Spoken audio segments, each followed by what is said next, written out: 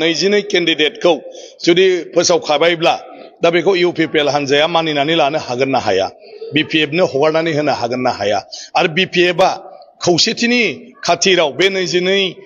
माने केन्डिडेटनि गेजेराव साफा सानै सोरखौबा बोखांनानै लाफिननो हागोन ना हाया बे गिबि सावरायनांगौनि बाथ्रा फैगोन आरो आं सानो गोरोबलायनायाव एथ' गिदिर बाथ्रा नङा गोरोबनायाव सेक्रिफाइस नांगौ दा बयबो गावबा गावखौ जुदि सेक्रिफाइस खालामलायोब्ला थारैनो गोरोबनो हायो आरो गोरोबलायनो हायोब्लाथ' खौसेयानो गोहो नङा होमबा सबखौनो खालामनो हायो नाथाय मोगथाङाव राजखान्थि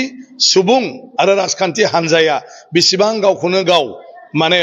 त्याग खालामनो हायो बे जोबोद गिदिर बाथ्रा ओंखायनो थेवबाबो नाजादों दुलाराय बर' फरायसा आफादा जिहेतु दुलाराय बर' फरायसा आफादा बर' हारिनि थैनाय थांनायनि बाथ्राखौ लानानै खामानि मावो आरो बेखायनो राजखान्थि नोजोरजोंबो बिथांमोनहा लुबैदों जे राजखान्थियारि भाबैबो दुलाराय बर' फरायसा आफादनि सिमांखौ जाफुंहोनो थाखाय थोंजोङै बबेबा मोनसे राजखान्थि हानजाजों थाफानानै बा बबेबा मोनसे राजखान्थि हानजाखौ माने गावसिनि मथे खामानि मावहोनो हानाय बायदियै बिथांमोना नाजागासिनो दं जुदिअ बे मोनसे राजखान्थियारि नङै हानजा दुलाराय बर' फरायसा आफादा मोनसे नन पलिटिकेल अर्गेनाइजेशन अदेबानि बिथांमोना माखासे हारिनि माने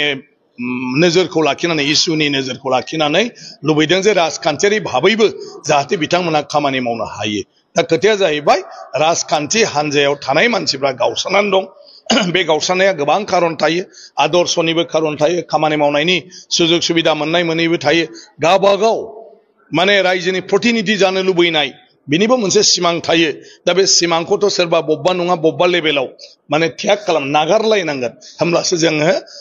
गोरोबलायनो हागोन आरो मा दा ओंखायनो नाजादों मोजां बाथ्रा आरो गोरोबनो हायोबा खोब मोजां राजखान्थियाव आं सानो जायफ्रा पदक्षेप लादों गाज्रि नङा अदेबानि बेखौ मोगथाङाव जाफुंहोनायाव गोबां बेबायदि गोब्राब माबा फैगोन दा बेखौ बेसेबां कनभिन्स खालामनो हायो